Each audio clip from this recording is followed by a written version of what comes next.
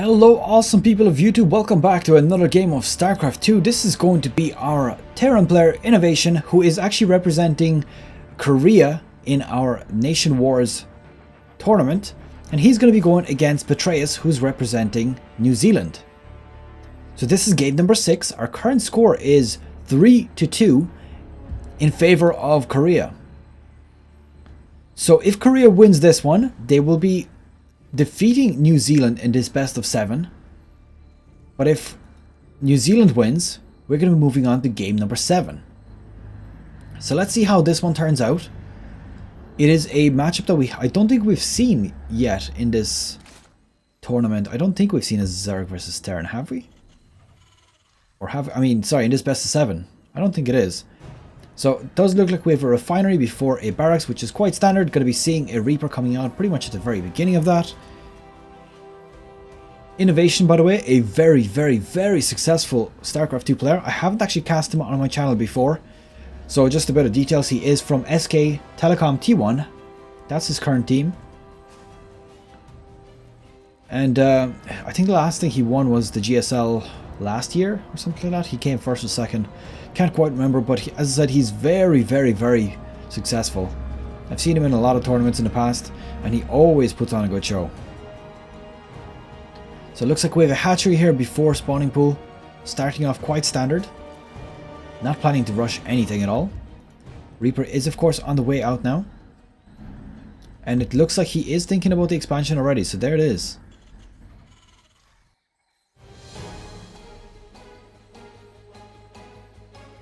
So it looks like the Overlord has been sent to the wrong direction. But that of course is quite common, and this one of course was the first one. It did miss the mark. It is going to be going back towards here, so at this point our Zerg player does know that INnoVation is in one of these corners, and he will go ahead and scout that out. Now if he goes towards this base, he's going to see the Overlord, and straight away he's going to be able to tell that the Zerg player is in the top left hand side. Now it doesn't look like he was focusing on it, but he does see that there's no expansion, so he moves up north straight away. At this point he's not really going to be able to do much damage with this Reaper.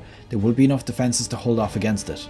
The Queens are coming out, so of course they'll be able to defend against this very, very easily.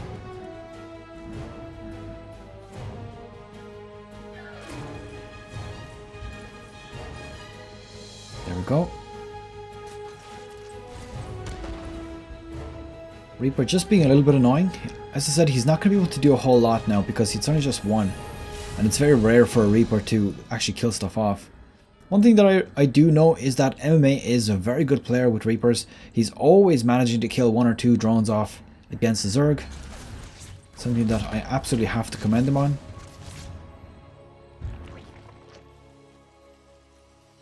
Looks like just a few Marines being produced. Looks like he's actually swapped out the factory. Double Hellion coming out. This will be very effective harassment right now. Ooh, look at that. Switching that back to the tech lab, and doesn't look like he's going to be using the starport for anything useful. Unless he decides to change his mind and swap something out again. Nope, just one Liberator coming out. Gonna try to do a bit of harassment probably. And see where he goes with that. Looks like the Hellion's just standing here. I'm not quite sure why he's not using them to go into the Zerg base and roast himself some barbecue.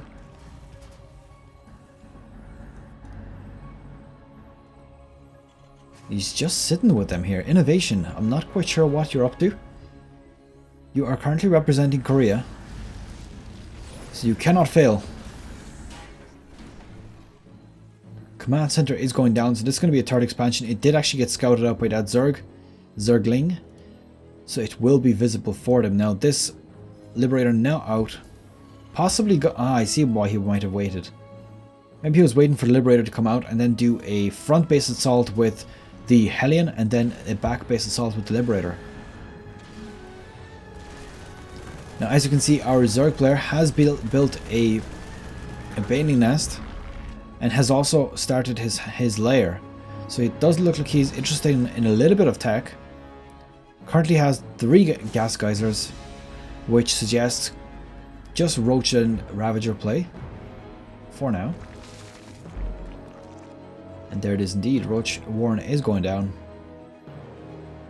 and also going to be putting down his spore crawlers just to basically prevent the Deliberators from attacking from too far behind. So there it is here. Let's see what kind of damage it manages to pull off. Now this is a bad place for this Liberator to be. It will get taken out before he manages to kill anything, and that is a bit of an unfortunate micro.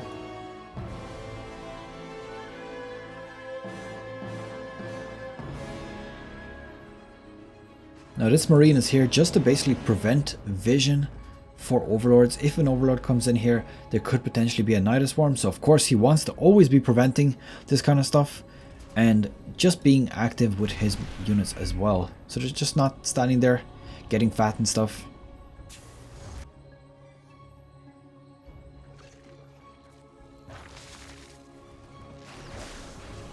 Finally starting to do some damage with the Liberator. So this is the second Liberator that comes around.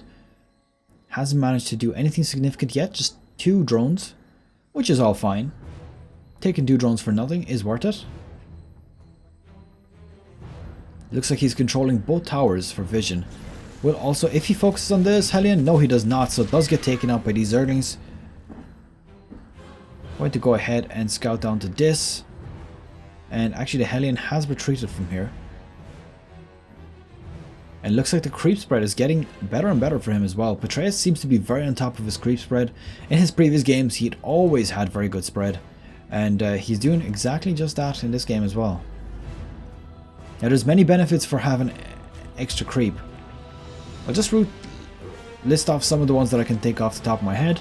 They give you vision, makes your units faster, and warns you about any sort of attacks. Quite often the Terran player will scan, or the Protoss player will have himself an observer, and at that point of course you will be getting a notification from the adjutant or whatever it is called, telling you that your base is under attack. Now a lot of damage going down with this expansion also, as you can see here, trying to take out a few buildings here and there. Now there was a dropship loading up here. As you can see, these 2 dropships quickly on their way. I'm not sure why it's actually a lot slower there, so there we go, this is the correct speed. And as you can see, this Zerg engage here, taking a lot of damage from these siege tanks. 2 Liberator circles also have been put down, so this is looking to be quite safe for the Terran player. Not sure if he'll lose his command center. It is dropping very quickly. Is he going to pull off a few SCVs to repair? Yes, he is indeed. This drop is almost at the Zerg base already, and there's only a few Zerg units at this point here. The supply is favoring the Zerg players, so that's something to note. There we go. The drop also here is starting to commence. A few Marines being pulled off here, and let's see how much damage you can pull off with this. As you can see, very nice healing here from the Medivacs. Just losing 1 or 2 Marines, and GG has been called here. Actually looks like this attack was completely defended, and this drop was just going to do more and more damage. So Petraeus does call GG, and that is the end of that game. So there you go, Korea has taken this series on a 4-2 score. That's pretty much it. Very well played here from INnoVation. We will see these guys in the next round, and that's pretty much it for me. I hope you have enjoyed it. If you have, please consider leaving it a thumbs up, and that's it. I'll see you guys in the next game. Good luck, take care, bye bye.